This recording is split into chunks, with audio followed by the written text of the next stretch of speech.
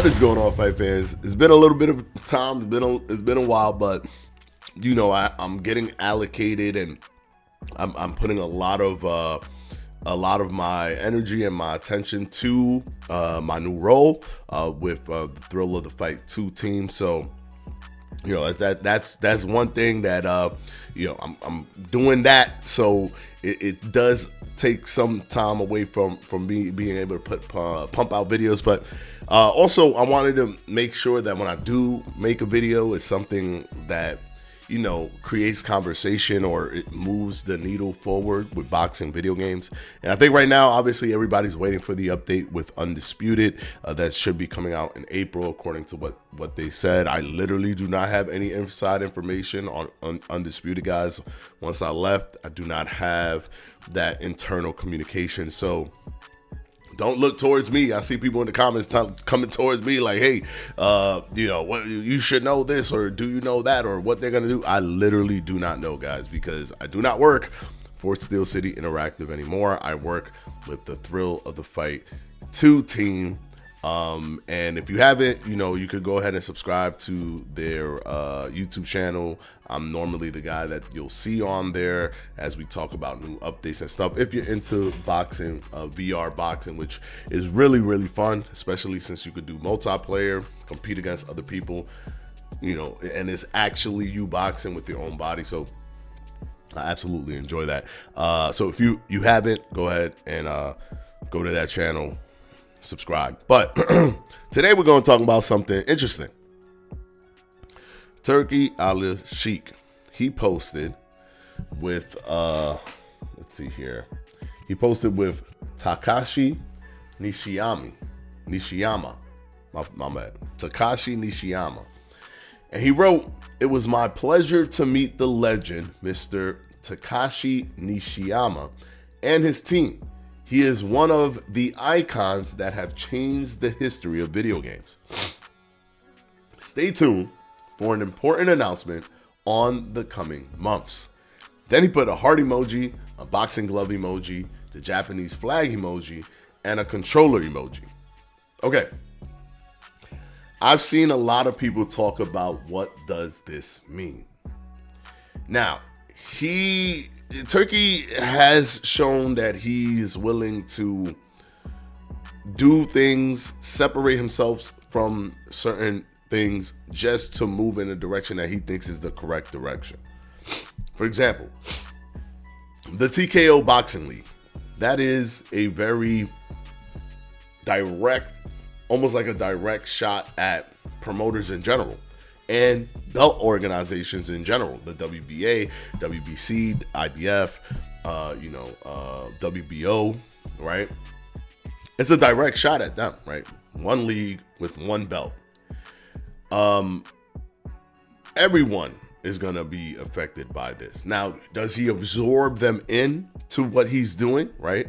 As like a thank you for even having things out there and having whatever you guys built, so let me absorb you in, and maybe their percentage is a little bit lower, but it doesn't allow them to just completely go broke if TKO takes off, right? Or does he just not care, right, and just do TKO because his main focus is what the fans want? And as much as you don't like Turki Alalshikh and whatever, you might not like him, you might like him, whatever, the man does do what he says he's gonna do. Like, he does put the fights that the fans want to see, right? Like, I don't think we would ever have seen Fury versus Usyk, and thank goodness we did see it, because a lot of people were just like, oh, Fury would clearly destroy Usyk. Why is this even a conversation? We don't even have to see it. But no, we did have to see it because Usyk clearly was the better fighter. And he showed that twice, not once, but twice, when he was able to defeat Fury and become undisputed the first time around, right? So what's happening here, right? We do know that Takashi Nishiyama, right? We do know that he makes the Fatal Fury games, right? We know that he does that. But is there something else happening? Like, we know that Japanese developers have been very fond of boxing games, and we know that their ability to like get it and like know what makes it tick and what like fans are looking for has been really strong, as well as we've seen with the Hajime no Ippo games, as well as the Boxers Road series, right? We know that if they get it, they get it, right? That's something with Japanese developers, that they just somehow they always like they somehow just got it. Like, they have their finger on the pulse. They know, right? Even with Judgment Day, right? Lost Judgment, where they had the boxing in there. It was really good. Like, you could tell, like, obviously it was arcadey, but they had a sense of like what makes this feel like boxing to a certain degree. Now, is this a reference to a boxing game coming from this developer and his team? Are they being asked by Turki Alalshikh, hey, I'm starting this new boxing league, TKO. I want a boxing video game for this, and I want you to be the guy to make it. Is that a thing? Because TKO is going to need his own game, right? Because that's part of the marketing for UFC, right? UFC is UFC. It doesn't mean that there isn't other MMA companies out there. There are, but no one really cares because UFC sits at the top of the mountain, and if you want to be credible, you got to leave that place and go to the UFC, right? But part of the marketing, why they brought in a lot of younger people, is the video game. The video game is part of that. So is he looking at the totality of the strategy of the success of UFC and thinking, well, TKO also needs a boxing video game or a video game so that it can be the thing that's like TKO 1, right? TKO 2, right? TKO 3, whatever, right? That might be a thing. Is he in fact trying to have Mr. Takashi Nishiyama be the person spearheading that development to bring us a boxing video game? Now, I get it. Again, I understand he's tied to Undisputed. He's connected to Undisputed. However, when looking at his channel, his Twitter profile, he's unfollowed everybody, right? He's absolutely unfollowed everyone. At one point, he was following me, right? He followed me, which I was like, oh snap, oh hey, look at that, he's following me. But probably because I was, the content manager for Undisputed. But he was following, Undisputed, everybody. He doesn't follow anybody at all now. He unfollowed everyone. What does that mean?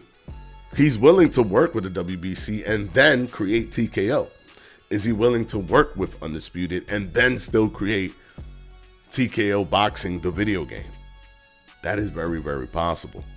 And I, for one, if he does go this route, would be incredibly excited because, one, obviously competition is good for the consumers. This is not me wanting Undisputed to die or whatever. Absolutely not. I want them to thrive as well, right? I want them to do really, really well. They have a good head start on basically everybody, so hopefully they can manage that head start and do very, very well. But when I'm looking at this, I want this company to come out with a game. Like, I wouldn't mind a boxing game that's really good. A Japanese company, for some reason, Japanese companies, as I said, they just get it when it comes to these kind of things. I don't know what it is. Boxers Road, a game that's one of my favorite boxing games of all time, if not my favorite boxing game of all time. And that was done in 2007. Super ahead of its time. With that game, think about it. We are just now being able to become undisputed and undisputed, right? Undisputed and undisputed. But in 2007, you could become undisputed in Boxers Road. You can move up in weight and become undisputed in a different weight category. You could have won a national belt.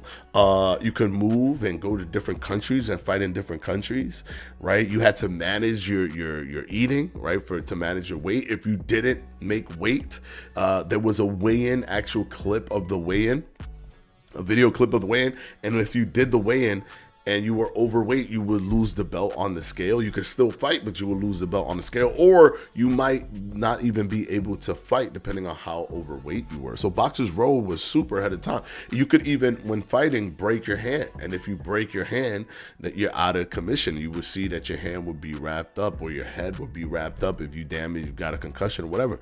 So it was super ahead of its time, right? Things that we're taking for granted now, they were doing it. Like, they've been done that stuff. Right. So that brain, right, of like just knowing how to get it right, I think that they have that. Right? I think they have that ability. And then this gentleman has been in developing games for years. Right. Fatal Fury, those games are like almost ancient, right, in terms of when they started. So I'm excited for this. Now, I'm also, there's a pause, there's a hesitation, because that could mean absolutely nothing. The heart, the boxing glove, the Japanese flag, and the video game controller can mean absolutely nothing, because they've been promoting Fatal Fury City of the Wolves for a while now, right? We haven't been seeing Undisputed stuff.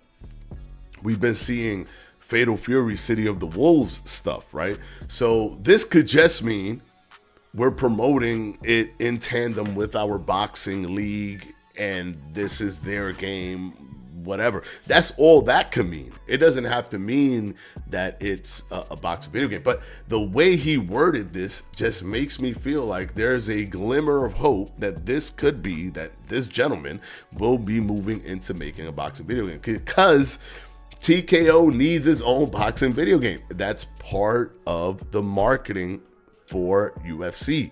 And if they're going to go the UFC route, then you got to check all the boxes of what made UFC popular. And I do believe that the video game was part of the recipe. So are they going to do that? And does this allude to Turki Alalshikh doing that? Again, I know he works with Undisputed. He's teamed up with Undisputed. But we've seen him team up with the WBC. We've seen him team up with Top Rank and all these other guys. Yet he's still making a league that literally kind of throws them under the bus to some degree. Now, I don't know how he's going to integrate them. He might integrate them into the whole thing, and then that's the way that, you know, that he doesn't throw them under the bus, which is a possibility. He is working with the WBC on the 138 fighter tournament, which is the WBC tournament that they're holding. That's you can win a trophy. So he's doing something in that regard, in terms of like still reaching out and making sure he's keeping them, you know, doing like a flow or whatever, and making sure they're part of stuff. But TKO is going to be his own thing. How does he integrate them there? If he doesn't, he's sidestepping, right, and doing his own thing. Same thing could be here. He might say, I want more control over a boxing video game or whatever, and I'm going to make one from scratch. I'm going to have somebody do this for me from scratch, and then we're going to give the fans this boxing game, and then have that one compete with this one, and he could still be part of both. But just, you know, he doesn't really do things for money. If that has not been made clear for you in terms of building all this boxing stuff, that's why sometimes it can't compute in a lot of people's brains, because they're thinking of him as like, well, where's the money at, right? Like, well, no, he doesn't. He's doing it literally for the fans, to potentially create a certain environment where you just already understand that you can go to Riyadh season, or you can look towards, you know, Turki Alalshikh to give you this entertainment, building like brand awareness or whatever. But it's not been like, what does this event make me? It hasn't been that, right? Maybe there's a money angle to it way down the line, but it's not on an event-to-event basis or a moment-to-moment basis. It's absolutely not that, because he's paying these fighters an insane amount of money that they've never seen before. And then he's also lowering the pay-per-views for like super expensive cards. He's doing a lot that clearly shows that he's not going to get that money back. And he knows he's not going to get that money back, and he keeps doing it, right? Like the Sphere, when he booked the Sphere for the UFC, no one would ever put a fight in the Sphere because there's no money to be made off of that, right? Like you won't make money off of that. It's too expensive, but Turki Alalshikh is doing it. So in his mind, he's probably just like, well, I want to have control from this point forward and whatever, from the inception to wherever it lands. So therefore, I'm going to work with them. That is possible. And if this is the case, then there would be Undisputed, this Japanese boxing game made by a Japanese developer, and possibly a Fight Night, as well as indie fight boxing games, such as the Overhand interactive boxing game that's coming out as well. And as boxing video game fans, we will be eating good.